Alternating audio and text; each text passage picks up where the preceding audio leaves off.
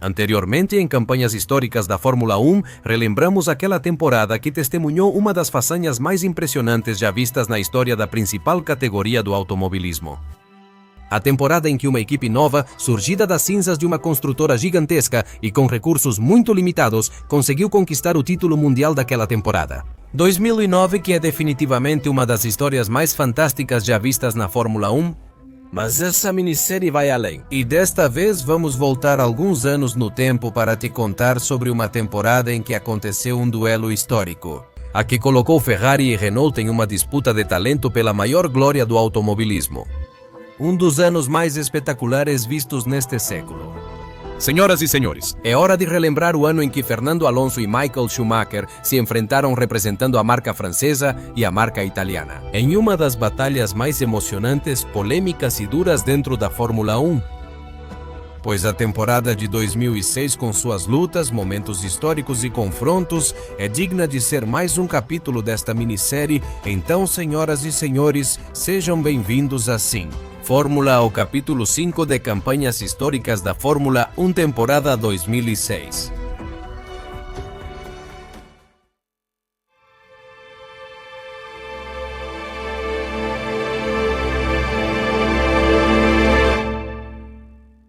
A temporada de 2006 da Fórmula 1 é lembrada entre os fãs como aquela que viu um dos melhores confrontos entre dois titãs do automobilismo, como eram Fernando Alonso e Michael Schumacher.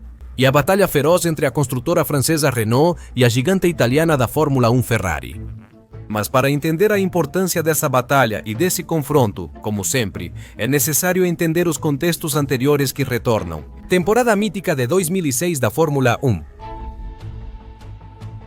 2005 em particular, foi uma temporada que acabou com a sequência de domínio e sucesso que a equipe italiana havia estabelecido desde a temporada de 2000, quando não largaram o topo. E os campeonatos da Fórmula 1 liderados por Michael Schumacher, que dominaram a Fórmula 1 de 2000 até 2004. No entanto, todo começo tem um fim, e várias mudanças no regulamento, como a proibição de trocar pneus durante a corrida e a permissão apenas para reabastecimento, foram implementadas. Não caiu nada bem para a equipe, o que permitiu que duas novas forças entrassem na disputa pelo trono que a Ferrari estava deixando. Isso foi o que levou a um confronto entre McLaren e Renault.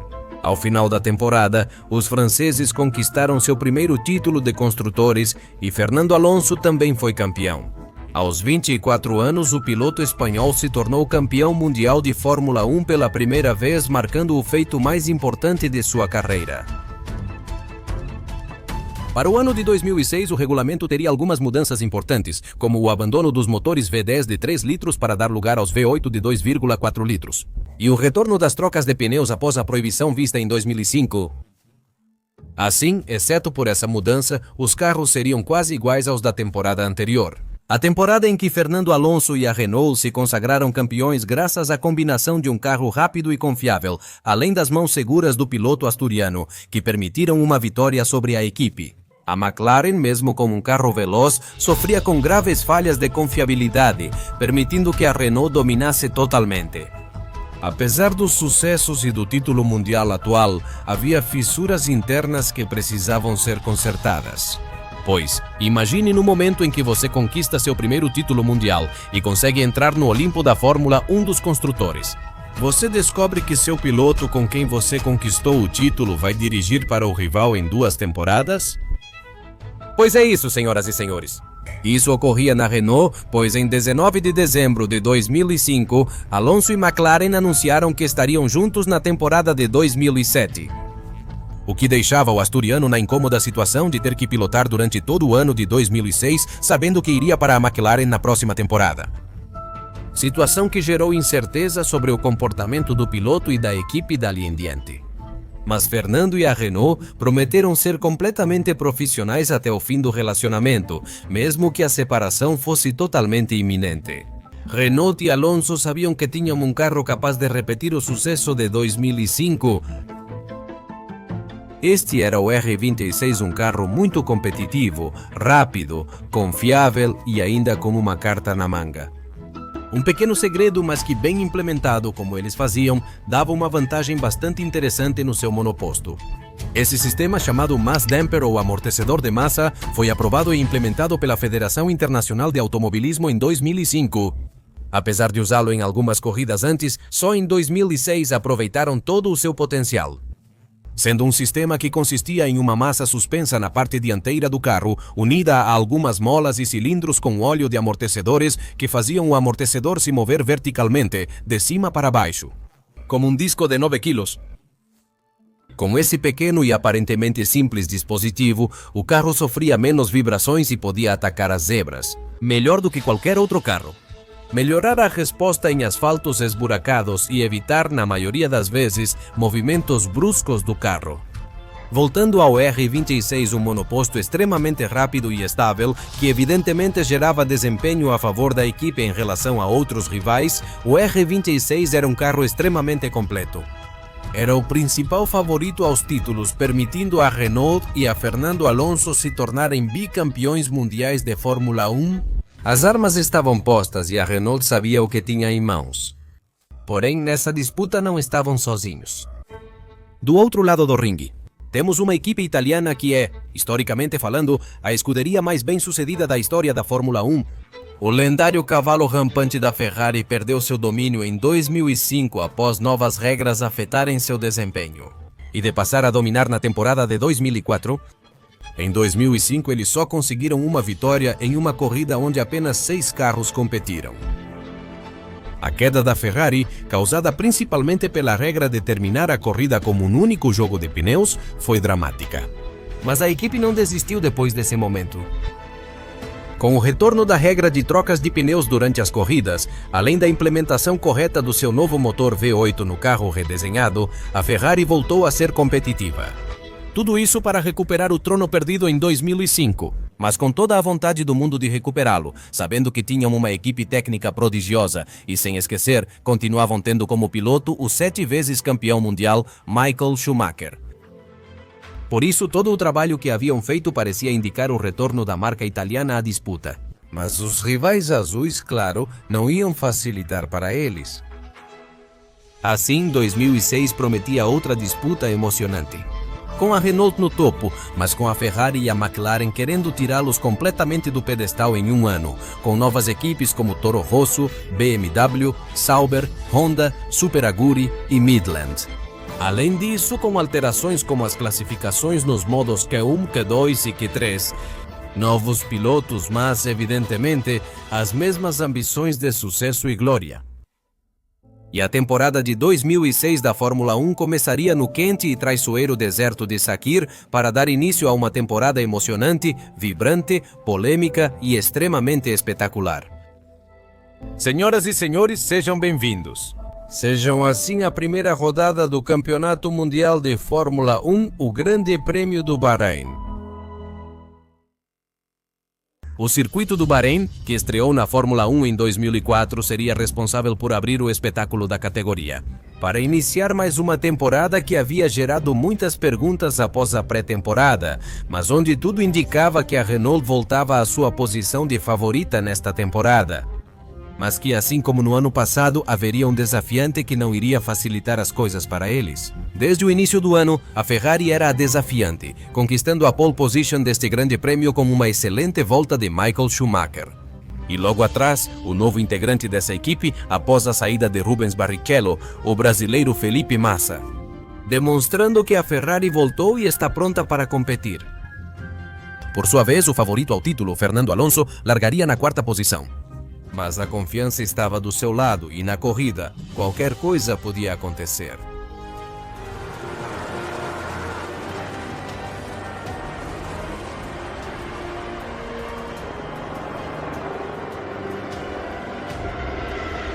Na largada, Fernando rapidamente conseguiu ficar em terceiro, mas apenas algumas curvas depois, com muita confiança, conseguiu rapidamente ultrapassar a Ferrari de Felipe Massa para assumir a 2ª posição.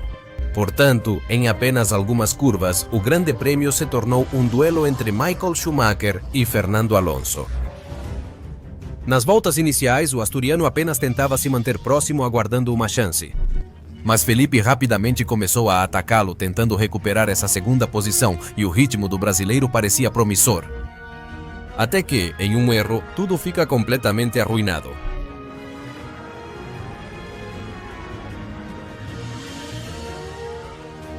Felipe errou e, por sorte, não atingiu Fernando Alonso, mas por isso, agora. O asturiano tinha caminho livre para trabalhar no ritmo contra Michael Schumacher, enquanto Felipe caía de posições. Obrigado.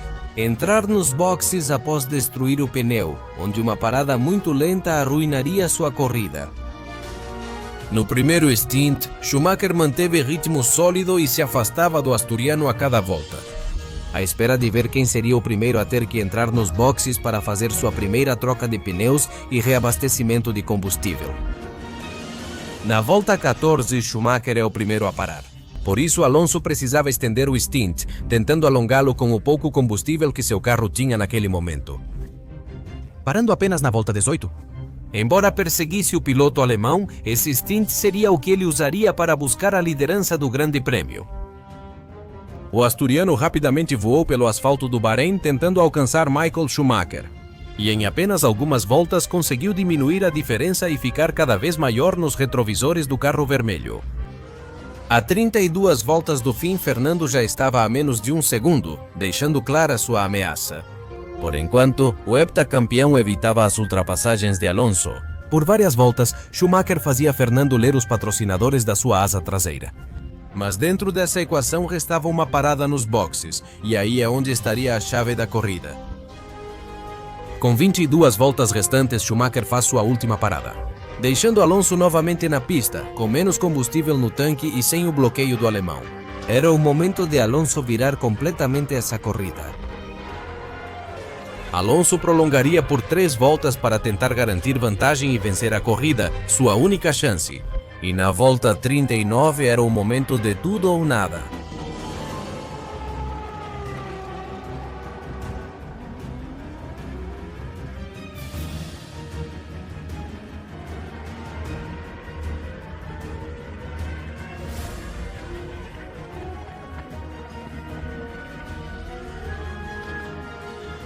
A Renault executa a manobra perfeita e por praticamente nada Alonso consegue sair à frente de Michael Schumacher. Assim, o Kaiser teria 18 voltas para tentar passar o piloto asturiano. Mas neste momento agora, as coisas tinham mudado e para o alemão agora parecia praticamente impossível conseguir fazer a ultrapassagem. Tentou surpreendê-lo em alguma curva e deixá-lo nervoso, mas Fernando não cedeu a posição. Alonso fez o necessário após executar brilhantemente essa estratégia. Quando chegou à volta 57, Alonso e a Renault atacaram primeiro e, com uma estratégia magistral, venceram a primeira corrida da temporada de 2006.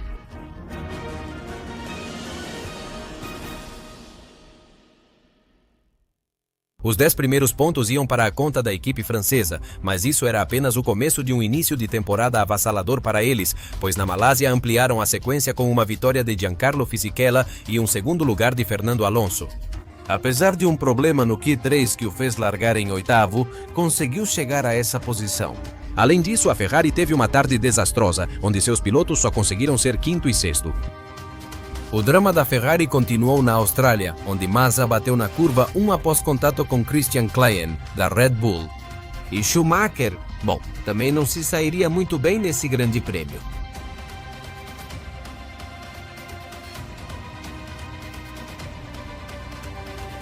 O fim de semana foi desastroso para o cavalo rampante, que só pôde assistir de longe com seus carros destruídos. Mais uma vez, a Renault levava a vitória com Fernando Alonso e na tabela de pilotos, a diferença só aumentava a favor da Renault. E o campeão mundial de pilotos de 2005.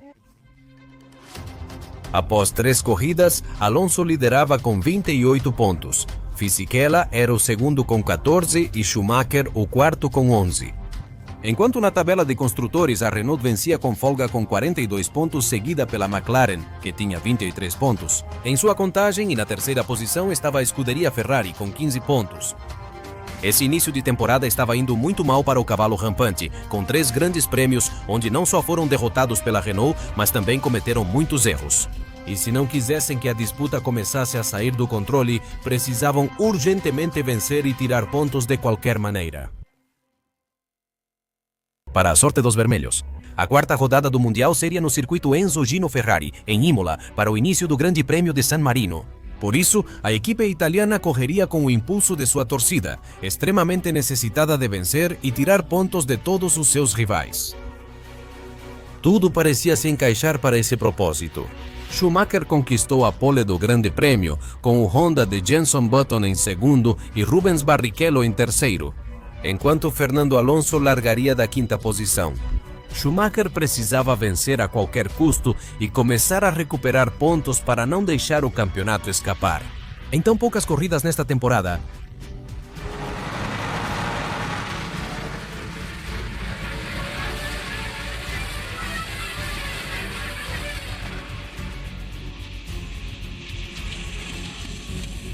Schumacher manteve a liderança e Alonso subiu para quarto. Nas primeiras curvas deste grande prêmio, tudo estava relativamente calmo, até que de repente a imagem mostrou um carro que havia sofrido um acidente muito sério. O carro da frente era o de Christian Albers, piloto da equipe Midland, que sofreu um toque do Super Aguri, pilotado por Yuji Ide. E sim, eu sei o que você está pensando, e claro que vamos falar desse pobre coitado. Então vamos dar uma pausa na narração da corrida por um momento. Isso, pausa aí, e vamos falar sobre Yuji Ide. Yuji era um piloto japonês que estreou em 2006 na Fórmula 1 com a equipe nacionalista Super Aguri. Na estreia, ele tinha 31 anos, mas já possuía um legado positivo. Nas categorias de base, foi vice-campeão do campeonato japonês de Gran Turismo em 1999. Foi campeão da Fórmula Dreams e ficou em terceiro e segundo na Fórmula Nippon em 2004 e 2005. Além de ter vários campeonatos com atuações decentes em diferentes competições ao redor do mundo. Mas nem de longe ele tinha o necessário para conseguir uma vaga na Fórmula 1. Ainda assim, ele cruzou o caminho de um visionário que tinha um sonho, Aguri Suzuki, que sonhava em ter uma equipe completamente japonesa na Fórmula 1.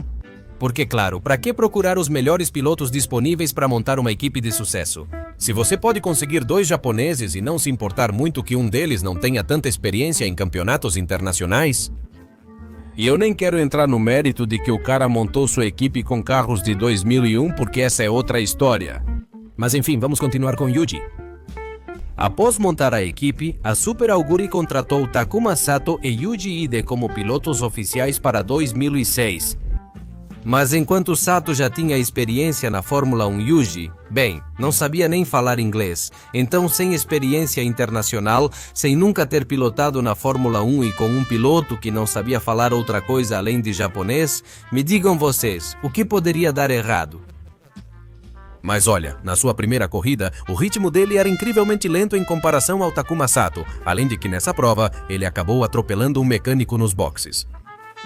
Para Malassi, ele tentaria mudar o chip. Mentalidade de vencedor, 21 perdedores. Eu sou o café da manhã. Mais do mesmo para o piloto japonês. E na Austrália?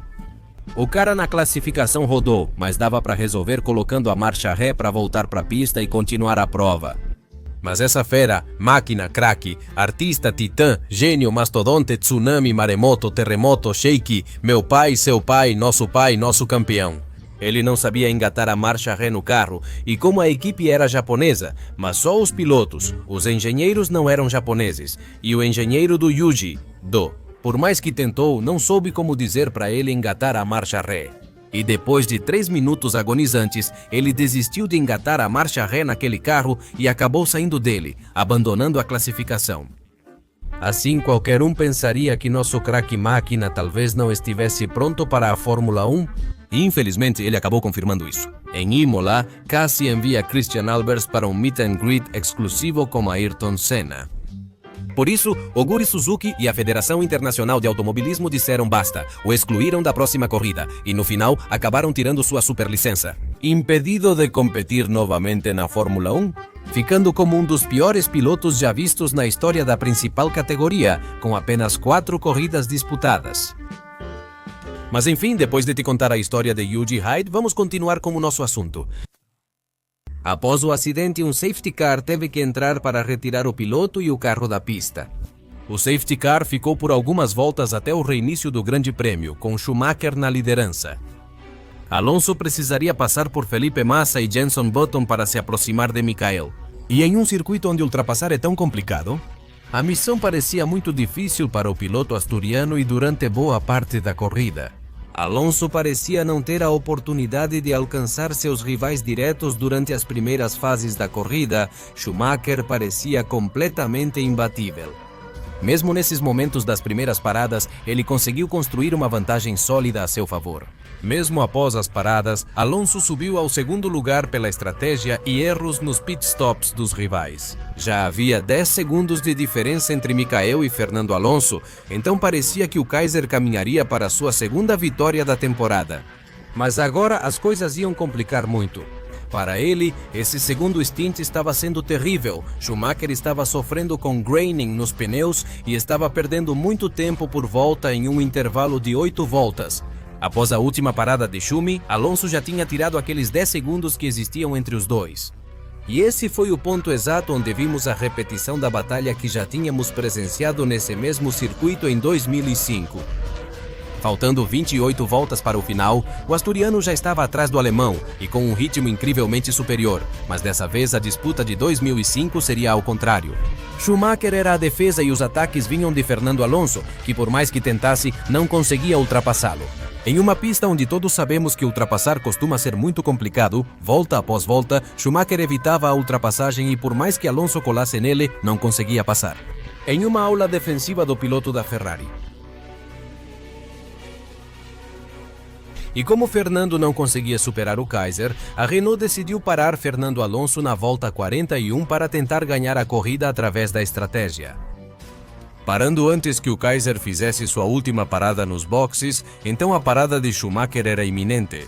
E a única maneira de vencê-lo com essa decisão era que a volta de saída dos boxes de Fernando Alonso fosse completamente arrasadora. Mas ele encontrou um Michael que também acelerou na última volta do stint, espreitando ao máximo o carro com pouco combustível. Então, neste ponto, dependia da Ferrari e do seu grupo de mecânicos conseguir salvar o resultado desta corrida.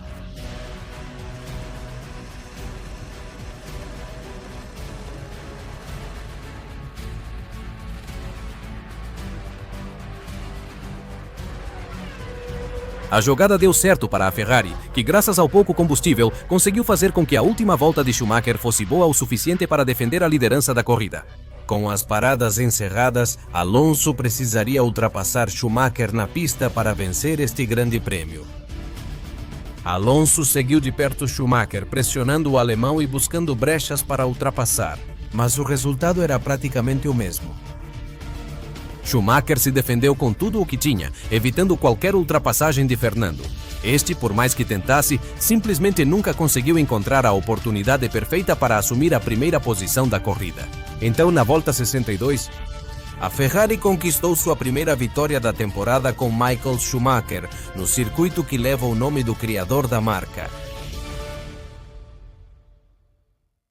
Essa vitória permitiu que Schumacher se aproximasse ainda mais da posição de Fernando na tabela de pontos, e o bom momento de Schumacher continuaria também no Grande Prêmio da Europa, em seu circuito favorito de Nürburgring, onde ele venceria aproveitando uma ótima estratégia. Ritmo para vencer novamente tanto a Renault quanto Fernando Alonso. Apesar da resposta da equipe francesa no Grande Prêmio seguinte na Espanha, Alonso dominou a prova com ritmo imbatível e conquistou sua primeira vitória em casa, realizando assim mais um sonho dentro da Fórmula 1. Após a corrida, Alonso liderava com 54 pontos e Schumacher era o segundo com 39. No campeonato de construtores, a Renault liderava com 78 pontos e a Ferrari tinha 59.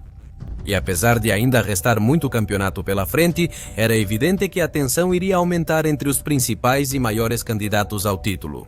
Naquela temporada, Schumacher e Alonso estavam incendiando a Fórmula 1 com sua rivalidade, enquanto entre eles a pressão aumentava a cada corrida. E no próximo Grande Prêmio da temporada, nas ruas do Principado de Mônaco, a pressão faria com que um dos dois levasse as coisas longe demais e resultaria em um dos maiores escândalos já vistos na Fórmula 1. No sábado, 27 de maio, ocorreu a classificação do Grande Prêmio de Mônaco. E nesses treinos dava para notar a força que Fernando Alonso e a Renault tinham, aparecendo como favoritos para conquistar a pole position em um circuito onde essa posição te dá 90% da corrida. Durante os minutos finais e em suas últimas tentativas de classificação, Schumacher conseguiu assumir a primeira posição, mas Fernando Alonso vinha destruindo o cronômetro e estava a caminho de conquistar a pole position. Até que alguém cometeria um erro.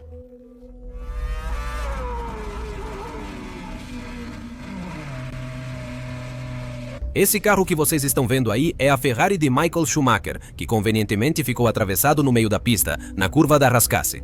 Como nenhum piloto pôde melhorar os tempos por causa da bandeira amarela, Alonso não completou sua última volta. E com isso, de maneira muito suspeita, Schumacher garantia a pole position do Grande Prêmio de Mônaco. A questão aqui é que ninguém acreditou em Schumacher que isso foi por um erro. Muitos pilotos e membros do paddock diziam diretamente que isso não era justo e que Schumacher havia simulado essa manobra para causar bandeiras amarelas e garantir a liderança. As críticas eram duras, pilotos diziam que não era justo e membros do paddock afirmavam que esses truques baratos prejudicam a Fórmula 1. E claro, a Renault foi exigir à Federação Internacional de Automobilismo uma punição exemplar para Schumacher por suas ações.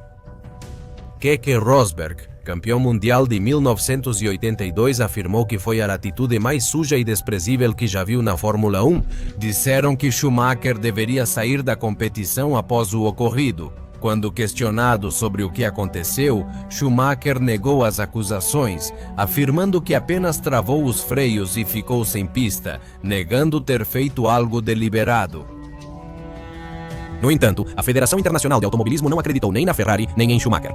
Após horas de deliberação, a Federação Internacional de Automobilismo considerou Michael Schumacher culpado por atrapalhar seus rivais de forma antidesportiva, com a manobra de estacionar o carro na curva da Rascasse. E sua punição seria completamente dura, pois os comissários determinaram que ele realizou uma manobra de contrabrecagem totalmente desnecessária, que durou 5 metros, até que já não havia possibilidade de fazer a curva normalmente, encontrando nas palavras do comissário Joaquim.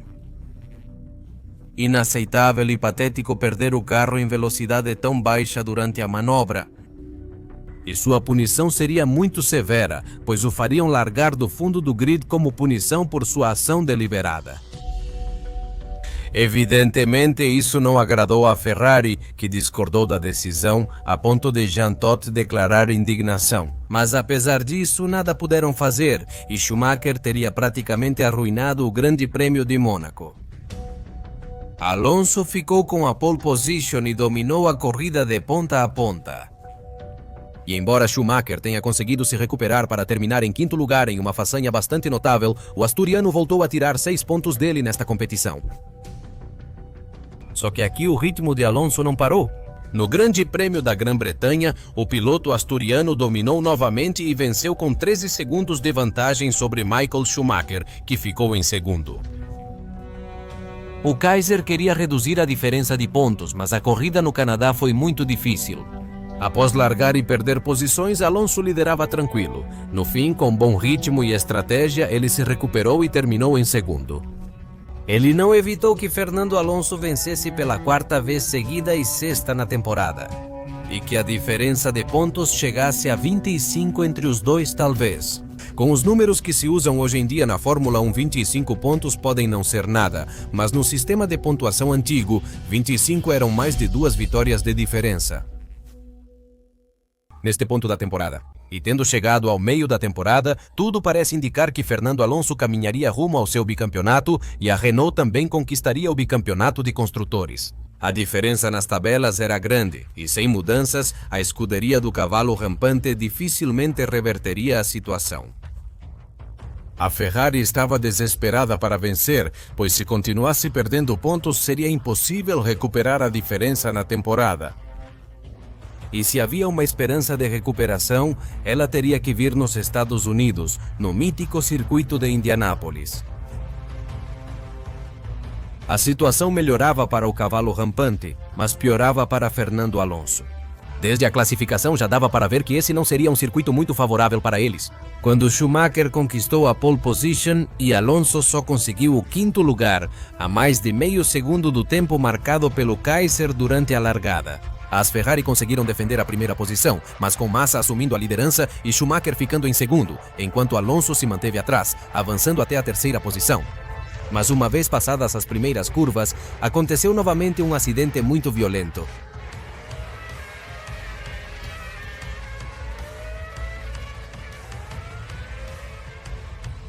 Somente nesta primeira volta, nessas primeiras curvas, 7 pilotos ficaram fora da corrida, onde Nick Heidfeld, em seu BMW, capotou de forma violenta, resultado de uma batida com Juan Pablo Montoya. Mais atrás, um acidente de Mark Webber com Christian Klien provocou mais abandonos, chegando a 7 fora da corrida em apenas os primeiros momentos. Um acidente que evidentemente provocaria a entrada do safety car. Quando a corrida foi retomada, a Ferrari seguia dominante no Grande Prêmio, mas Alonso não conseguia acompanhar o ritmo dos carros vermelhos. Durante o fim de semana, ele sofreu com o carro instável e, após a relargada, Fichella ultrapassou o espanhol, colocando-o em quarto lugar numa manobra que certamente desagradou Flávio Briatore. A corrida foi difícil para Alonso, sem ritmo e até ultrapassado pela Toyota de Jarno Trulli. Após as paradas nos boxes, o piloto asturiano perdeu totalmente o ritmo. Enquanto a Ferrari dominava e após uma parada lenta de Felipe Massa, Schumacher assumiu a liderança do Grande Prêmio, mantendo-a quase até o fim da prova. E no final, a combinação de resultados acabou resultando em uma corrida desastrosa para Alonso, que não conseguiu avançar além da quinta posição. Enquanto finalmente, depois de tantas corridas de jejum, Schumacher conquistava a vitória no Grande Prêmio dos Estados Unidos e descontava 6 pontos valiosos em sua luta para conquistar sua 8ª coroa de maior campeão da principal categoria do automobilismo. O Grande Prêmio foi um alívio para a equipe italiana, que aproveitou as dificuldades dos rivais para conquistar uma dobradinha de grande valor na temporada. Mas enquanto Ferrari e Renault estavam no meio de uma batalha intensa em busca dos títulos, a McLaren estava em uma situação muito ruim. Após disputar o título de pilotos em 2005 com Kimi Raikkonen em 2006, eles tinham um carro com problemas de confiabilidade e um conceito de design equivocado, o que reduziu drasticamente a competitividade da equipe de Woking. Além disso, a estrutura estava muito caótica. Já que Ron Dennis tinha um relacionamento ruim com seu piloto, Juan Pablo Montoya, depois de muitos desentendimentos e atritos, devido à personalidade forte tanto de Juan Pablo quanto de Ron Dennis. Ron, que era praticamente o chefe da McLaren, estava decepcionado com os resultados de Juan Pablo Montoya, enquanto este não gostava do ambiente dentro da McLaren, muito menos do carro que pilotava. E o acidente causado pelo colombiano no início da corrida dos Estados Unidos foi a gota d'água, para que Ron Dennis tomasse a decisão de não querer continuar com o colombiano, ao mesmo tempo em que este também não queria mais continuar na Fórmula 1. Com a separação por mútuo acordo e poucas corridas restantes na temporada, Ron Dennis promoveu o espanhol Pedro de la Rosa, terceiro piloto, ao time principal, que teria sua oportunidade novamente ao volante da McLaren e seria quem encerraria a temporada. Neste ponto, a McLaren estava ferida, mas Ron Dennis não procurava quem causou o problema, e sim quem pagaria por ele. Atualmente, um dos principais problemas é que, ao contrário dos rivais, eles não implementaram corretamente o Mazda Ampere em seus carros. A Renault já tinha o conceito totalmente integrado no R26 desenvolvido em torno disso, enquanto a Ferrari já o implementava e funcionava bem. Além disso, neste ponto, a Red Bull já tinha sua versão e outras equipes já estavam a caminho de trazer suas próprias versões. Do Mazda Ampere, essa peça se tornou tão vital que até mesmo a Ferrari e a Renault experimentaram ter 2 Mazda Amperes no carro, um na parte dianteira e outro na parte traseira, para melhorar ainda mais o equilíbrio do carro. Portanto, vendo que eles simplesmente não conseguiam implementar isso corretamente, começaram a pressionar muito a Federação Internacional de Automobilismo para que proibisse a utilização desses dispositivos, argumentando que eram elementos perigosos que modificavam ativamente a aerodinâmica do carro. Após reclamações e pressão da McLaren, a Federação Internacional de Automobilismo investigou o caso. Bem, independentemente de como essa investigação foi conduzida, a Federação Internacional de Automobilismo via que esse negócio do amortecedor de massa leve estava saindo do controle, principalmente em questões de segurança. Argumentando que, em um acidente, uma massa de 5 quilos voando seria muito perigosa para os adversários. além de também validar o argumento de que modificava ativamente a aerodinâmica do carro e que esse dispositivo, o mesmo que eles fizeram, era válido para uso pela Renault. Desde o ano de 2005 não cumpria o regulamento técnico, dizendo que o regulamento afirmava que qualquer peça que tivesse influência aerodinâmica no carro deveria estar rigidamente fixada ao mesmo. A massa leve flutuava e, portanto, não cumpria o regulamento em seu artigo 3.15 na seção de dispositivos aerodinâmicos móveis. Por isso, a Federação Internacional de Automobilismo tomou uma decisão que seria bastante polêmica. E para o Grande Prêmio da Alemanha, seu uso foi completamente proibido. McLaren tinha conseguido o que queria. A Ferrari não achou tão ruim essa notícia, mas para a equipe que não gostou nem um pouco, era a Renault, que havia desenvolvido e concebido o R26 completamente em torno do conceito do Mass Damper. Por isso, retirar esse dispositivo dos carros deles teria impacto bem maior que nos demais do grid. E com a disputa tão acirrada entre Renault e Ferrari, isso seria muito grave para eles. Por isso, Alonso e a Renault estavam em um sério problema. E vendo que, após a vitória de Schumacher no Grande Prêmio da França, ele tinha reduzido a diferença para 17 pontos entre os dois. Se eles não resolvessem isso e evitassem que o dispositivo fosse declarado ilegal, poderiam ter uma ferida muito profunda que não pararia de sangrar até o final da temporada, por isso a Renault estava em sérios apuros. Enquanto isso, a Ferrari tinha a oportunidade que tanto vinha buscando de virar os dois campeonatos, estando tão perto do final da temporada. O que faria com que a segunda metade de 2006 fosse ainda mais intensa, mais polêmica e muito mais no limite.